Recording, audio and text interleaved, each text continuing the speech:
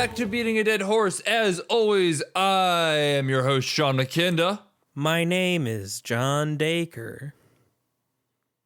No, it's not. Hallelujah. Go look up John Dacre on YouTube, everyone. That's my present to you today. This has literally nothing to do with anything. We were just talking about John Dacre before we started recording. They're welcome. I mean, that is fair. That is...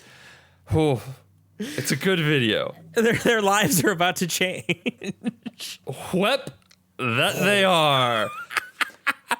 So yeah, I'm Jackson Keller. It's your boy. I just gotta say, Mike McKinda, you always provide interesting movie recommendations. Even if I don't always love the movie, there's always something interesting to look at and talk about. Did you pick this one specifically because it's like the first third is like a photo negative of what my life is about to be? Did you do that on purpose? I feel like you did.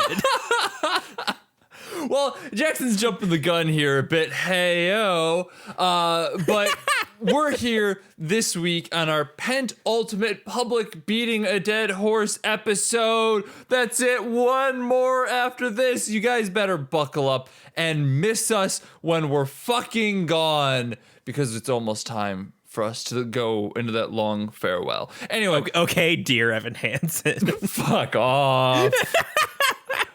We are this week talking about Jim Jarmusch's Mystery Train as a recommendation from my father, Mike McKinda, who's been trying to get us to watch this movie for a little bit now. And we decided we needed to do it because I was a little bit worried that his head might explode if we did wrap up the podcast without doing this movie. And you know what?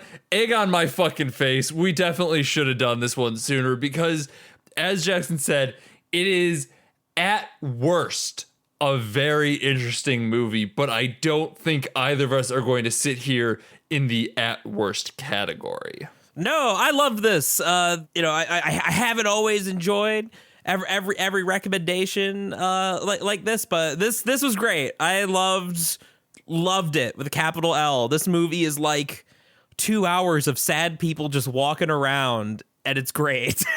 Yes, it is. That is the plot summary as well, for what it's worth. Technically, there's a bit more to it. It is a grouping of 3 stories, all loosely related, more thematically related to one another than anything. Set in Tennessee, specifically Memphis. You got it. I was gonna believe in you. Oh my God. This is why I shouldn't be allowed to have a podcast. And thankfully, I'm not going to much longer, because that is like the one character that is consistent across all 3 stories is Memphis. See, I refer to the city as a character. That makes me a real critic. But I already forgot that. What the fuck is wrong with me? Anyway, yes, that is what this movie is about. It's weird. It's very kind of fish out of water in its own way, but not at the same time. It's a movie that has a lot to say and nothing to say at the same time. It is a vibe movie in a lot of ways.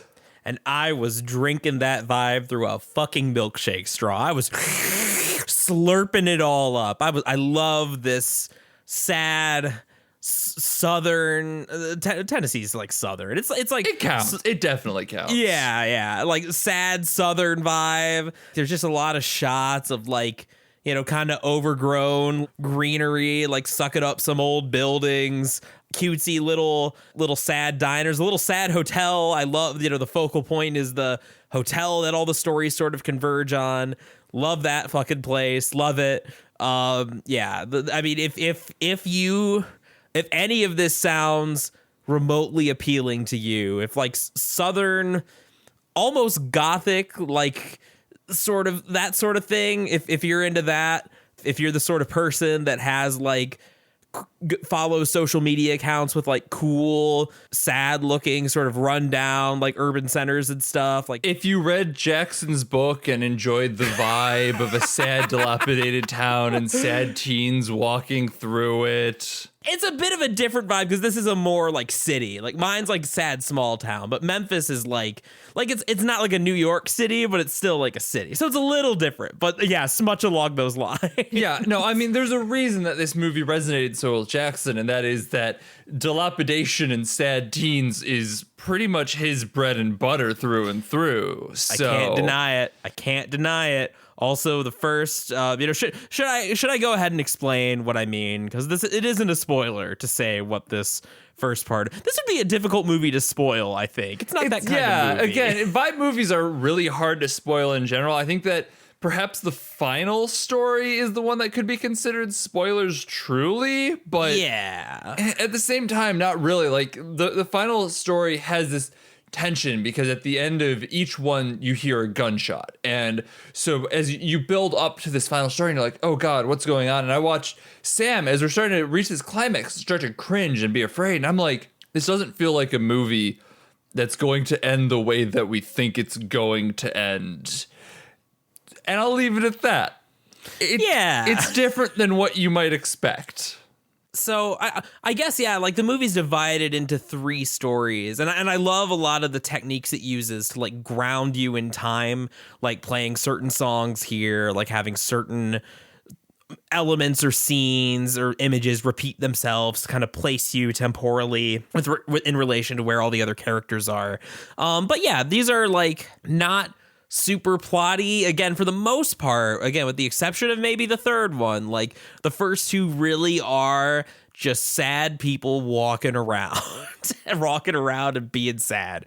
But specifically, the reason that, this movie felt like a sucker punch, because the first story is about this Japanese couple who's coming for what appears to be music tourism. They're coming to see Graceland. They're coming to see the studios where a lot of rock and roll, rockabilly legends recorded their first songs. They're doing that. The boyfriend's got kind of like a greaser look, which is like a thing, or was a thing in Japan. I don't know if that's still a thing. I think it is. I think that there's some people who are still like greaser otaku. You're the only one who would know that one, honestly. But at the very least, it was a thing. Probably still is. But so like this is them going on like the grand American road trip, like fish out of water. They're constantly comparing it to Yokohama from the where they're from, and it's such a wonderful, sad, like subtly sad little story. Because not only is, America is, Tennessee is all this not what they expect or what they, what they were hoping for, but just that there's this emotional chasm between them that feels so achingly real. I've known couples like this. I've seen, the way that one person's completely closed off and the other one's trying really hard, and like they're just not getting through to each other, and there's still some moments of sweetness. It's great. I love it so much. It's my favorite part of the movie, and also because there's a lot of specific cultural fish out of water stuff, like when they go visit the studio and the lady talks in English way too quickly, and they can't understand them. And it's just this little hole. It's just this little room. Just this little 4x4 room where they just stand around and have someone yapping at them in a language they can't really understand.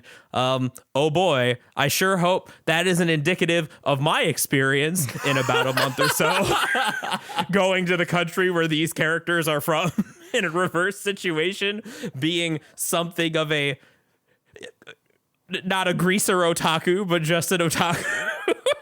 I have to just kind of jump in really quick because you keep referring to this opening section as sad, and that's really interesting because there's so much about it that ostensibly shouldn't be sad. It feels like there's definitely a melancholy draped over the whole thing, but at no point is anybody outwardly sad in a lot of ways, but there's clearly something going on with June, the boyfriend.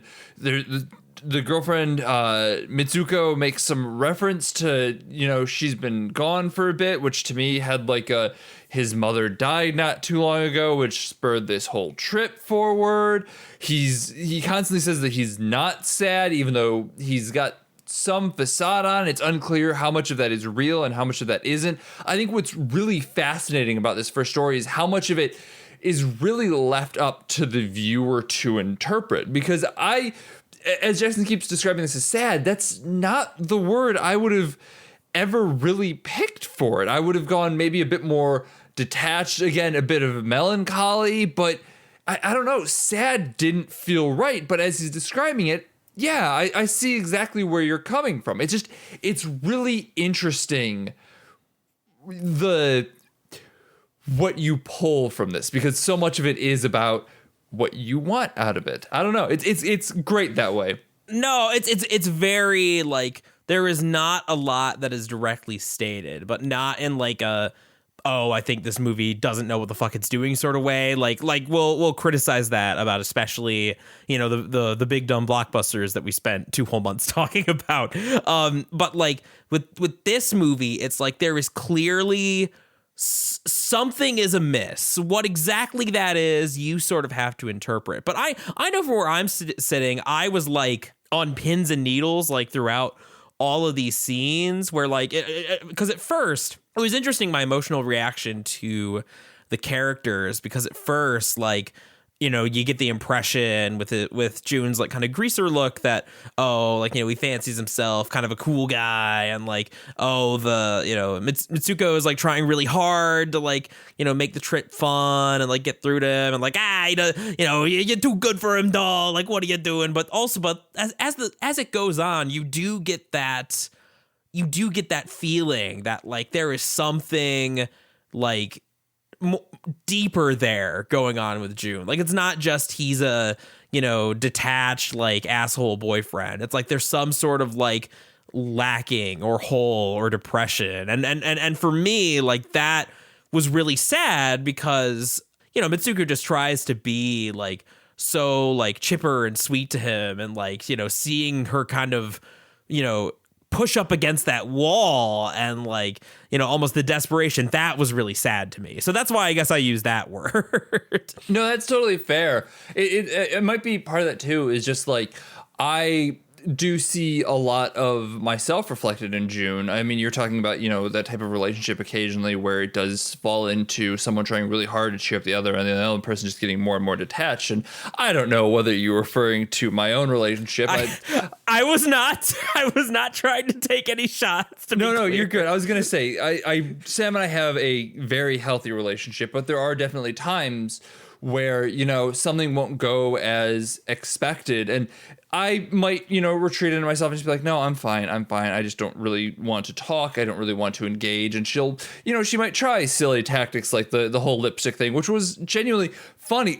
As an aside, this movie's also very funny. Like, yes, it's not all sad. We keep talking about it, but every section is funny in some capacity, in one way or another. It's dry funny humor. Yeah, like there's some silliness, like because there's like a sweet silliness to the lipstick section, but then going forward a little bit, there's a real dry humor to the almost cynical humor to the store clerk, kind of like foisting all these fucking magazines on this lady who's like too nice to just tell him no. Like, I mean, even the record store, the part that was so funny to that for me was just how they were clearly doing this tour by slowly inching to the right, and that was the entire tour. That was fucking hilarious in a very weird, subtle, subdued way. It's a very funny movie.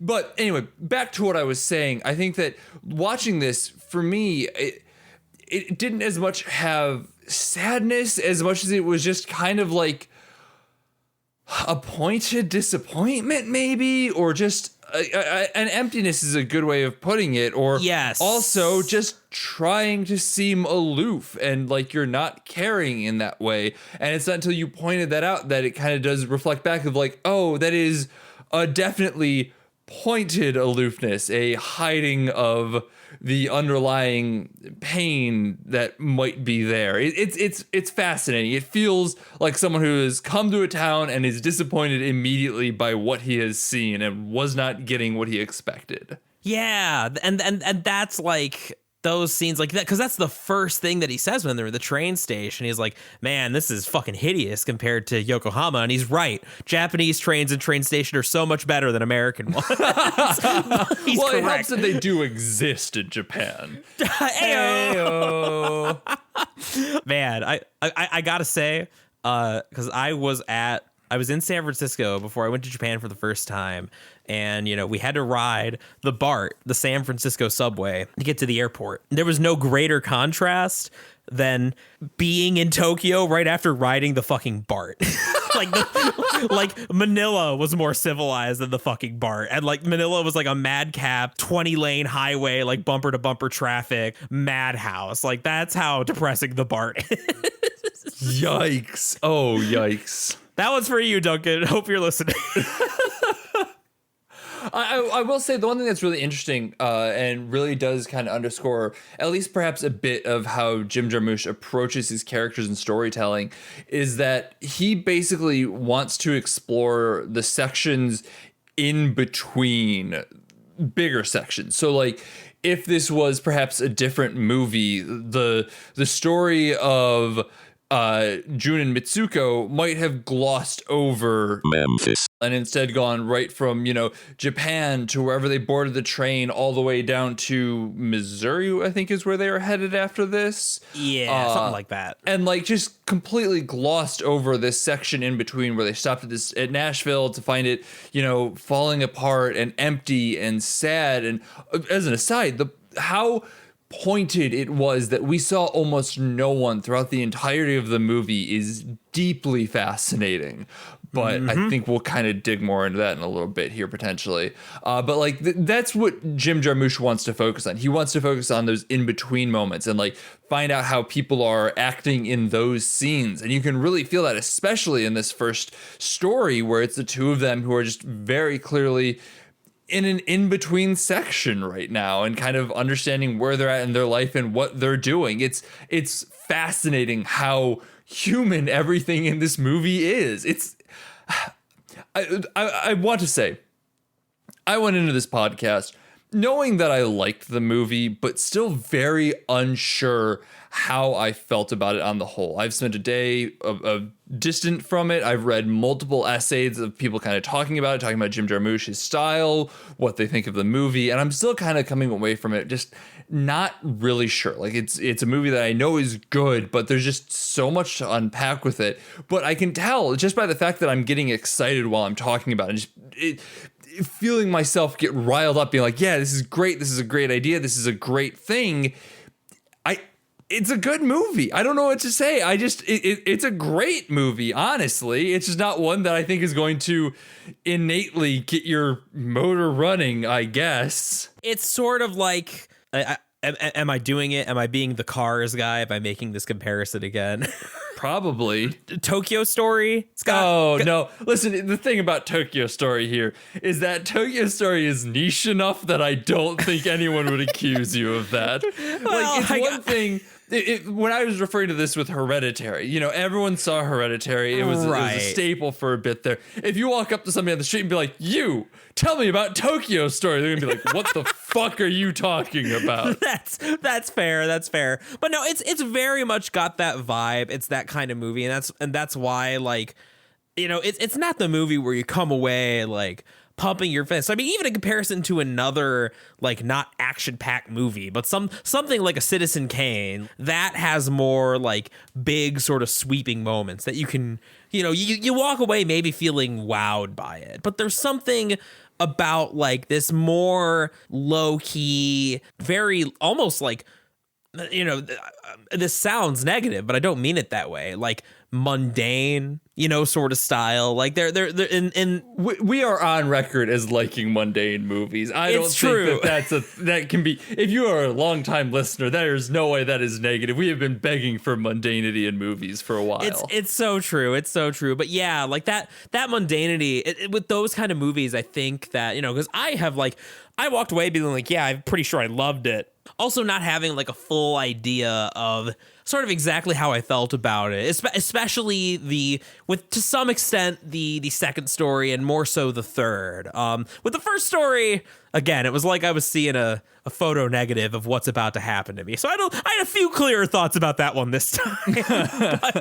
but I think with those kind of movies, like you do just kind of have to let them simmer because, sort of as you were alluding to with the movie doesn't go like where you think it's going. Like there is no, even in the third story, which I would say is like it's the one where the most kind of happens. But even with it, like you're not going to be walking away. There's no equivalent to like, Charles Foster Kane, like trashing the room. No, like Rosebud whisper, like that sort of thing. There's no grand, like singular moment. There's just a lot of little moments, and that's wonderful. But it also means, I think, that inherently just takes more time to sort of, yes, I see. Like it's rare, but there are those movies that I don't really know how I feel about them until I start talking about them and talking about them on the podcast or something like that, where I can actually start to kind of unpack how I feel about it. Because sometimes just thinking about it doesn't necessarily get me where I want to go. It's not until I start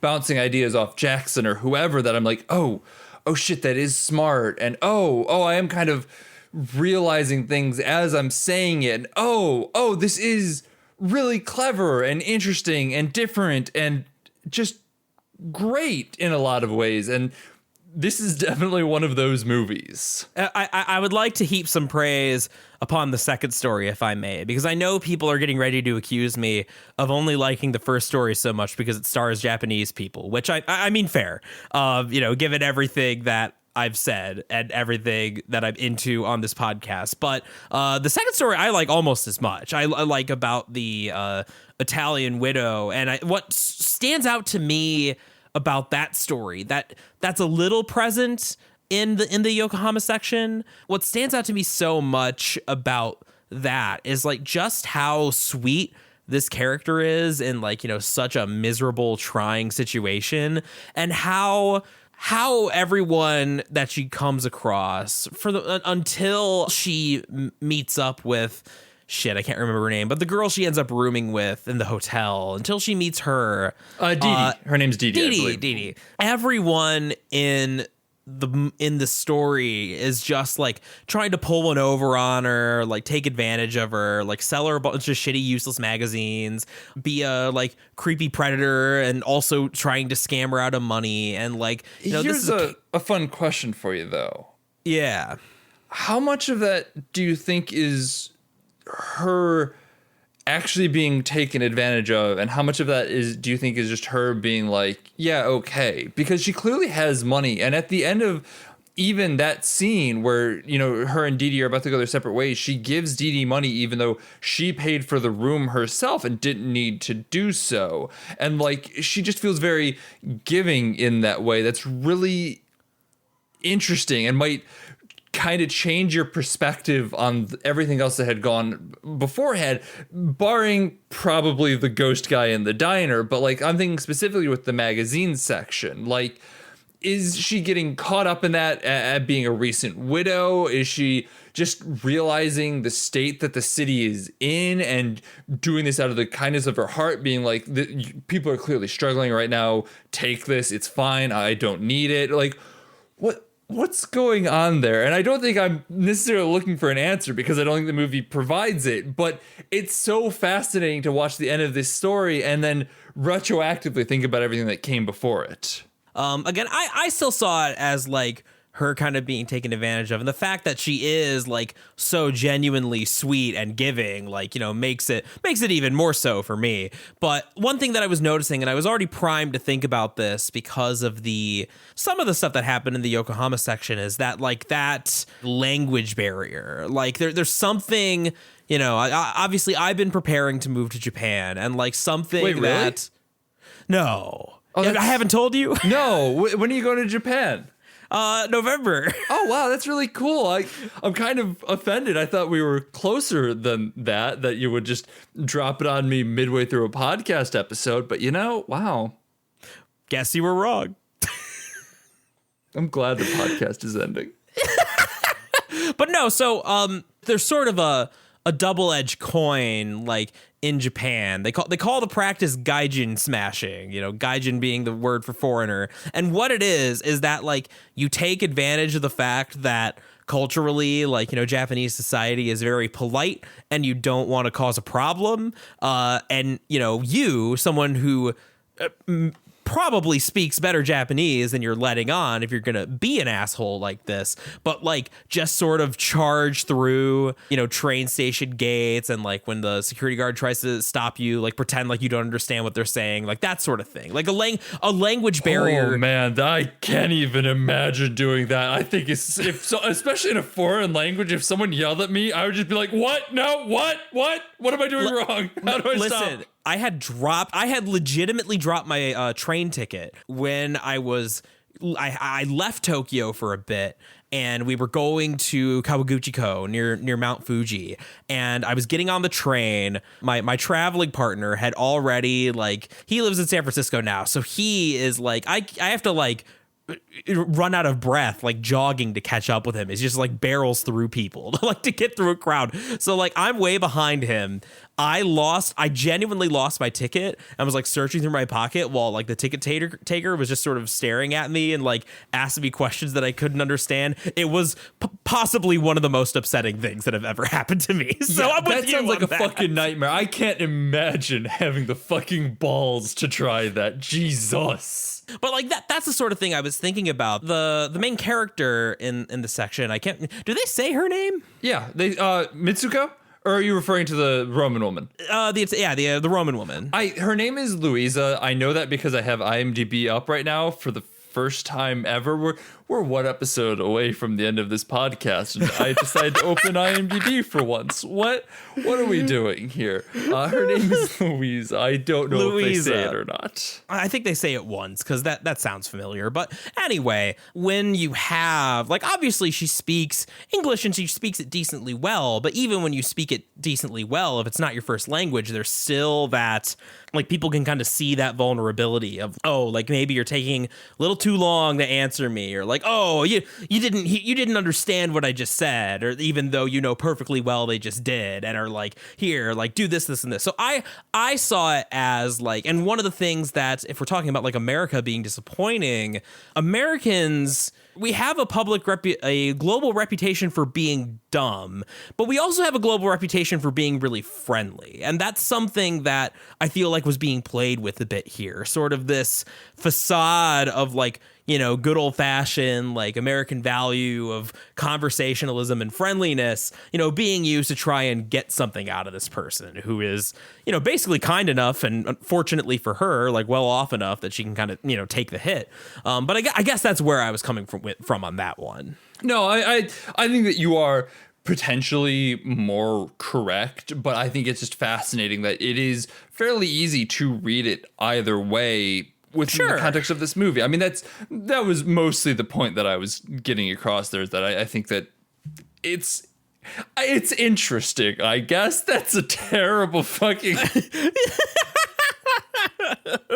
It's interesting, the ghosts. I admire him, Sephiroth. All right, well, listen, we're 30 minutes in here, just about.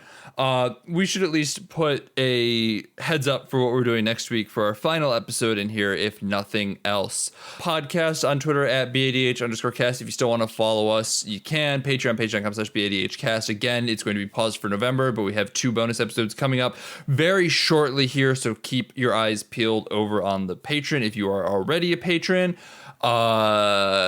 Next week, we're going to be talking about the things that we swore we would never talk about, but we're going to try and do it in somewhat of an interesting way, as what feels like should be a really solid farewell to the podcast, even though we tried to do this 8 months ago at this point, 10 months ago at this point. Jesus Christ.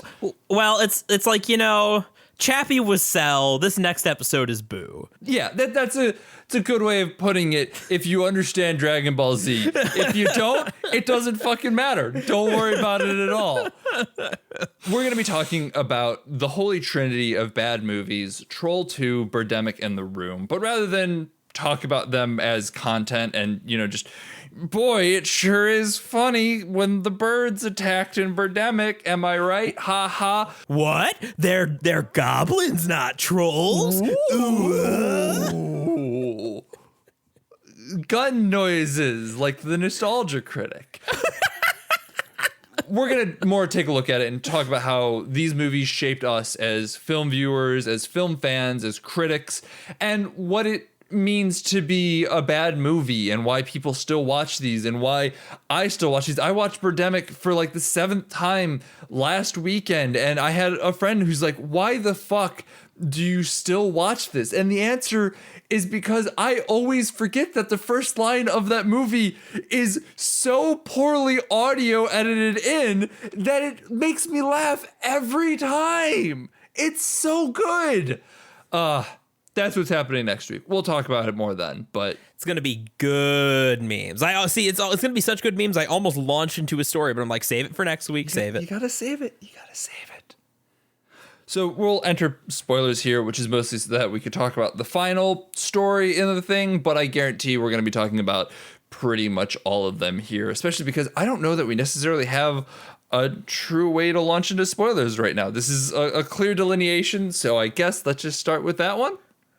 Yeah, and I guess, like, it's funny because if I had to put my opinion, I enjoyed the third act, I guess, the third story, but I think it's more of a me problem than a movie problem, and that, like, the first two, and particularly the first, like, really spoke to me in a very particular way. That this one still, like, has a lot of that good, maybe even more so, a lot of that good old-fashioned, like, American rundown sort of emptiness. But the way that it plays out, it's almost like because after so much of the movie has been, just sad people walking around, as I keep saying, to have stuff happen almost feels like a betrayal to me. I'm like, no, you can't have stuff happen now, movie. Although, granted, I do really like what happened. So, At the same time, though, it is still just a lot of sad people walking around. There's just stuff. It's weird. No, and that's the thing. It's like, it's a matter of degrees, like, because you can compare this movie to Pulp Fiction in a lot of ways, and I would be shocked if this movie didn't, at least inspire Pulp Fiction in some way, at least with its structure. If Tarantino isn't a Jarmusch fan, I will be fucking shocked, because, like, watching this right off the bat, Sam's like, this kind of feels like a Tarantino. I'm like, yeah, no, Jarmusch kind of feels like proto-Tarantino in a lot of ways, which, if you haven't been sold on it and you like Tarantino, there you go. Watch Mystery Train. Yeah, if you like Pulp Fiction, you should definitely watch this. It's like a much more low key Pulp Fiction, and that's great. And I love that about it, and I love that for Jim Jarmusch and this movie. but yeah, like the last part that they're still like I think it says something that a lot of my.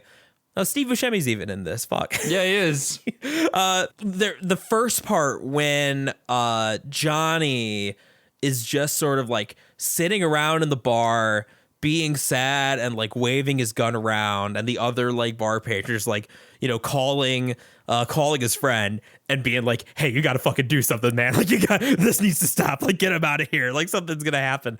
That part where they're just sort of like talking and chill. I guess this is reflective of my own experience. I mean, I've been in bars in Cleveland like that with people with like guys like Johnny who are just like, completely, fucking deranged on sadness. I guess is the best way to put it. And so like, that also really spoke to me. Then, the later the sort of see, now you're right though. I keep like talking myself into it, because then like I also really like the part how like after they do shoot that guy, that racist asshole at the convenience store, their plan is to just sort of like drive around and not stop. Yeah, they don't do anything. They just drive around and drink for like a couple hours. And I kind of love it. I mean, honestly, like as I might be talking myself into here. I gave this movie a 4, thinking I don't know if I like that last story as much as the first two, but maybe I do. Maybe it is a 5-star movie. This is what I'm talking about. This is a movie that is there's just so much to unpack, and talking about it really does help unpack what's going on with it, because there are similarities that are not even immediately apparent between all three. Like, as you said, this story feels so separate from the other two, and part of that has to do with the fact that I have to imagine that it isn't as much of a fish out of water story. Despite the fact that Johnny is British in America, it doesn't feel like he's just come over. It feels like he's been there for a bit. But at the same time, it's clear that he doesn't like this transition to America. Or does he? It's unclear. It's so weird. Then Steve Buscemi gets shot in the leg. I wish I had something to say other than it's interesting. And I keep trying to formulate a sentence around this movie, but it's interesting. I don't know what to tell you. No, especially because like you do kind of have to look at what's happening. And I mean, it is like, maybe this is just, again, it's not quite the Rust Belt, but it's, again, very much got that like sad Rust Belt vibe, empty Rust Belt vibe. Oh, fun fact. Do you know where Jim Jarmusch is from? No. Cuyahoga Falls. Oh, baby. No wonder. Wonder. He knows that Rust Belt. I was going to say, no wonder Memphis felt so much like fucking Cleveland in this movie. Yup! Especially because he had never been to Memphis before recording this movie. Okay, so now, all right, I feel stronger in my convictions that this movie is secretly about Cleveland. But yeah, and so I think that having that similar background definitely like helps me. It's funny that I wonder, because I think there are a lot of concepts, and this is one way that the first two sort of stand out, although you're right, like Johnny is also like an immigrant, but he's been here for a long time, and that's still like a fish out of water thing, but it's a different, they're all different situations. Like, one immigrated here, two of them are here on a trip, and one is here by complete like shitty accident. And that theme of like disconnectedness from this, place, definitely something that's important to all of them, except it's just a little less explicit in Johnny's story, because like he has been there for a long time, just not as much attention is drawn to it, that he's just sort of like, well, I kind of got roots here now. Like, oh, my girlfriend, and I'm palling around with my not quite brother-in-law, Steve Buscemi still. Like, it's a very different vibe from, sitting in the diner, getting harassed in the diner by like someone who won't take no for an answer, or like having trouble understanding someone inching you along a like 4x4 room and like speaking a mile a minute in a language you can't understand. Like that's the other two are getting like a fistful of America all at once, but like Johnny's been getting the slow burn of America. The poison's been seeping into his system for quite some time now. Yeah, I guess the one thing that I do want to talk about a little bit throughout this entire movie are just some kind of underlying themes that I've been kind of muddling through, so I can say something other than it's interesting, even though it is. So I don't know what you said, to be clear. It's interesting, right? Oh, I should have used context clues there, but my brain, it's interesting, right?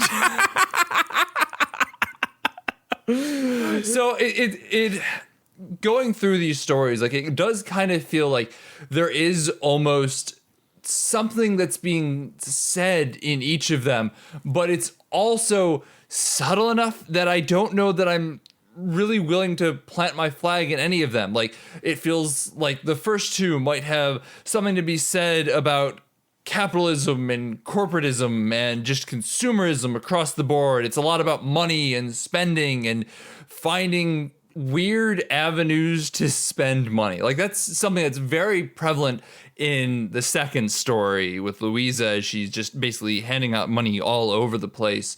And then the third story, there's definitely some kind of exploration of race and, the king being Elvis and what Elvis took from the black community and like the music that he took and presented in a very white fashion and acceptable to the white masses and what that means and how it all coalesces and everything. So there's a kind of there's definitely a major race thing there. I mean, even Will Robinson mentions that as he's talking about being lost in space in this weird hotel room with these two white dudes.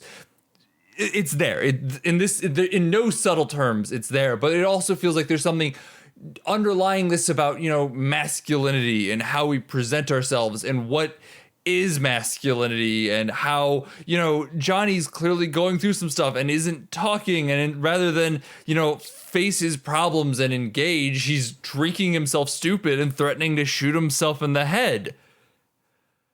That admittedly hits a little close to home for me, just not because that's something that I've threatened to do, but because I have friends who have committed suicide in similar ways, and that's fucking dark. And it speaks to something that is underlying all of this. To quote fucking either Jun or Mitsuko, I don't remember which one of them said it. It's America. It's America, and like I think that's the most common thread, because we haven't talked about the music connection or Elvis much, which you had, you know, in the pre-discussion pointed out was even more important than I'd realized, because, you know, I'm a idiot who only listens to anime songs. Almost everyone in this movie has some connection to music in some way or another. We got Rufus Thomas, who's the first man that Jun and Mitsuko talk to, who is considered the true king of rock and roll, the person who basically inspired Elvis in some capacity. I don't know much about it. I apologize.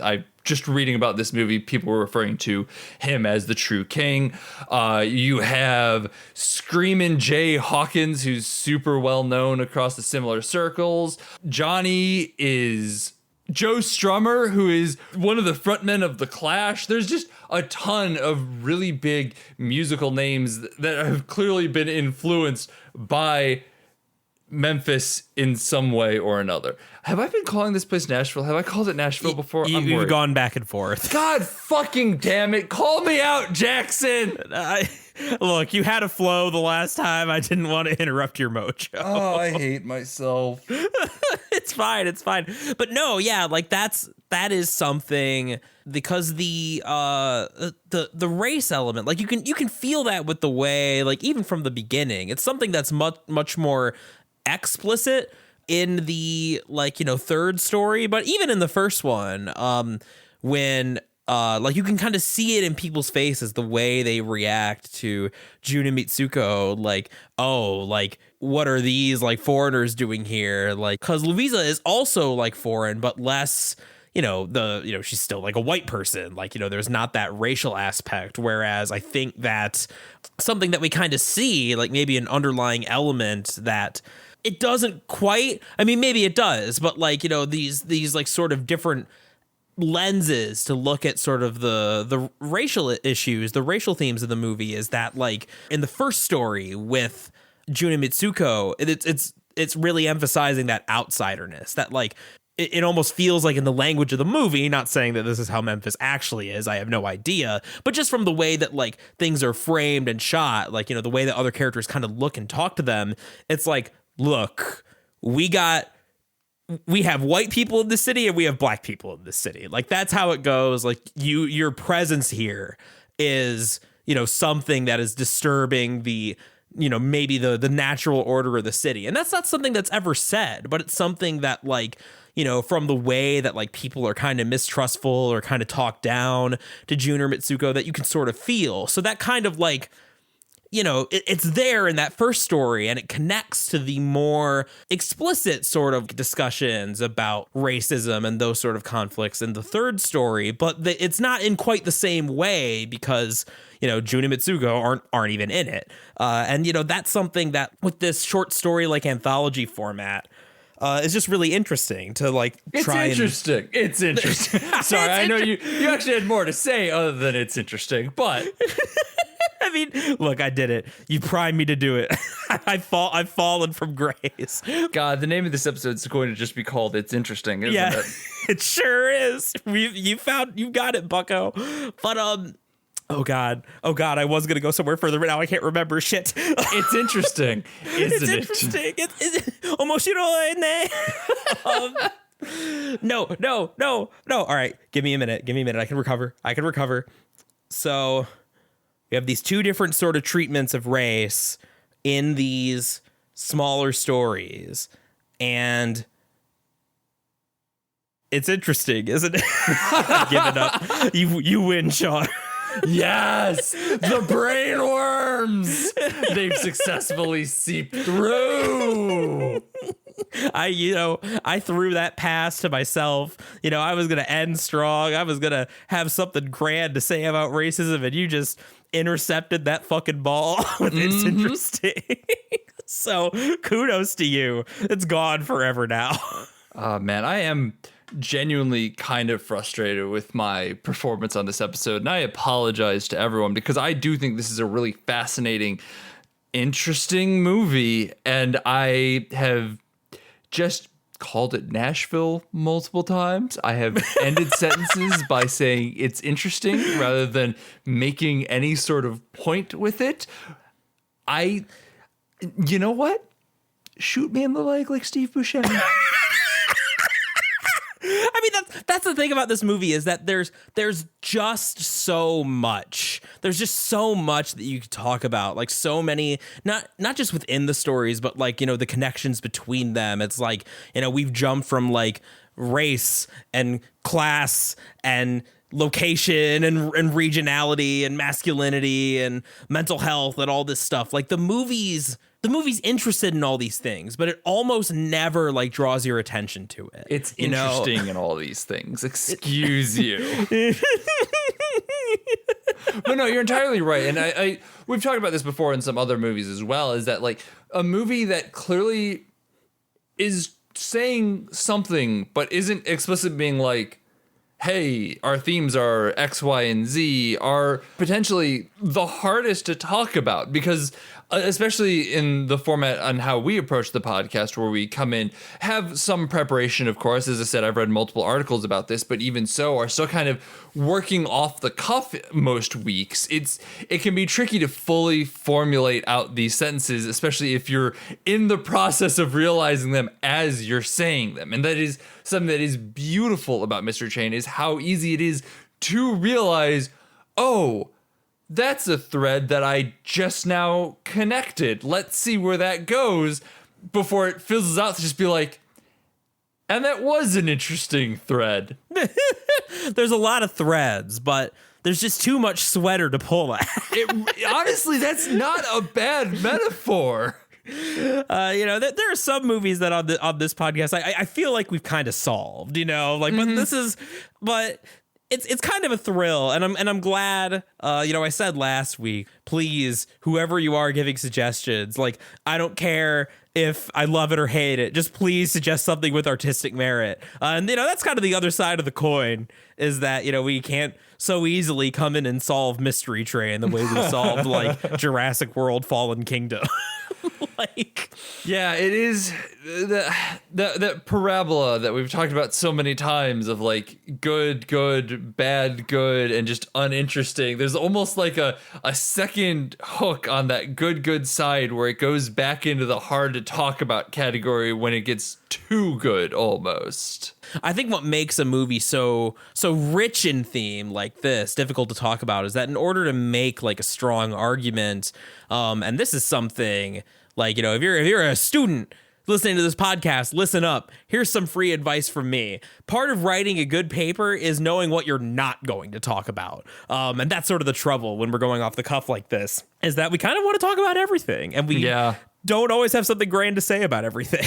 Yeah, our best episodes are the ones where one of us comes in with a grand unifying thesis, and we might diverge a little bit to kind of like poke some interesting holes in other sections of the film. But for the most part, there'll be that one central thrust through the whole thing. And this time, we didn't have one. And part of that does boil down to the fact that this is a vibe movie in that it has a lot of themes, but I don't know that it necessarily has a thesis, or maybe it doesn't have any themes and the themes just arise naturally through the storytelling that happens within it unintentionally. It's It's interesting. Fuck me. Well, Sean, I'd say that's a pretty interesting line of thought.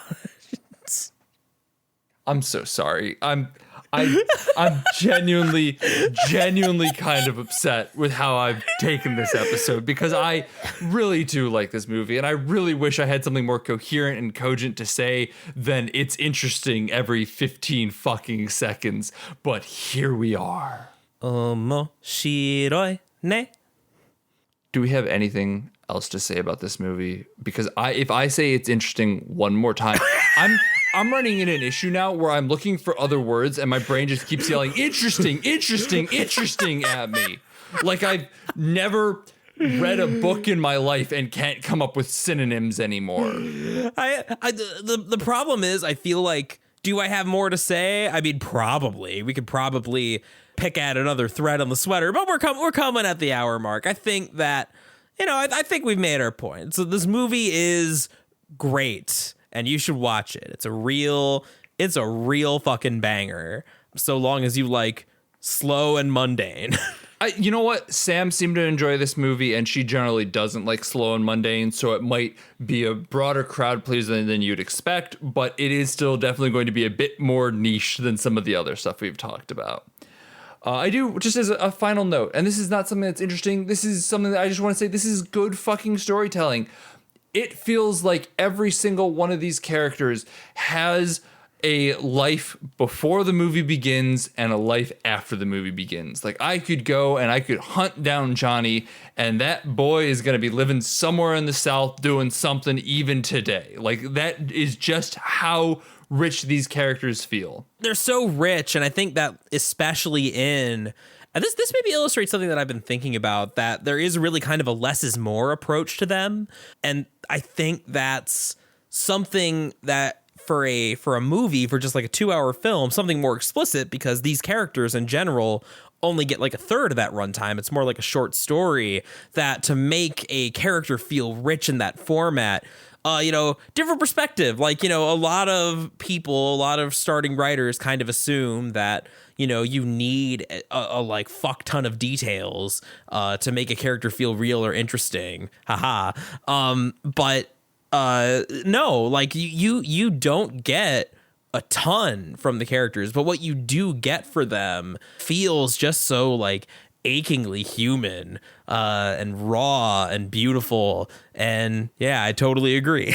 I have no idea what the deal with Louise's husband is. I don't think I ever want to know, because it doesn't feel like something I should be privy to know. But you can pick up that they were together for a very short time and he died suddenly and unexpectedly. How? Doesn't matter. It's not the point. The point is what's happening now. And she's going to continue on in the future as well to deal with the fallout of the things that happened before. But the before and after isn't what matters in this moment, in this one night in Memphis. That's fascinating. And also, just as an aside, kind of like how The Road's written. We don't know what the fuck's happening in The Road at all, outside of dad and son being sad. Oh yeah, that's true. Yeah. No, it's very literary in like that. Very classically, kind of like a Hemingway feeling, but maybe there's maybe more expressive and more raw than a Hemingway. Hemingway maybe is a little too detached. You can feel the humanity here. It's interesting. Interesting. And I'm interesting on Twitter at Sean_McKinda. I'm not interesting on Twitter. Oh my God, I'm not even remotely interesting on Twitter. I'm also not interesting on Twitter at Jackson J. Keller, but I'm much more interesting on YouTube, also at Jackson Keller. Got a video about Left 4 Dead coming up, but you can watch a video about Super Mario World and the childhood memories that make us who we are. You can do that right now, so please do so. Follow us on Twitter at BADH_cast. As I said, that we're in a weird place right now. Honestly, that's really all we're in Endgame now, Dr. Strange. Yeah.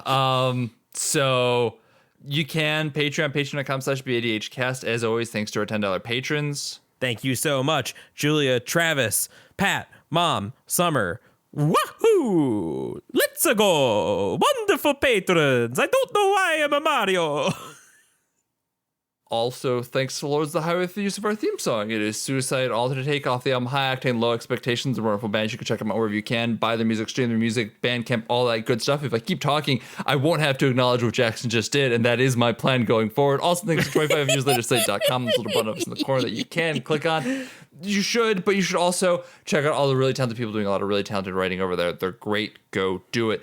Next week, as I mentioned in our spoiler warning, we're going to be reviewing some of our favorite bad movies and why we like them and how that shaped who we are as people, which means that they're all pretty much optional. You don't have to watch them before coming into this discussion, but we recommend it. They're fun. Grab a beer, grab some friends, have a good time. Heavy emphasis on grabbing some friends. Yeah, you'll have a lot more fun, especially if someone doesn't know what they're watching. It's gonna be great. The Room, Birdemic, Troll 2, check them out. Bye.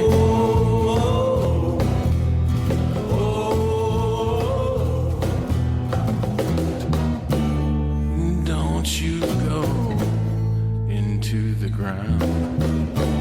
Don't you go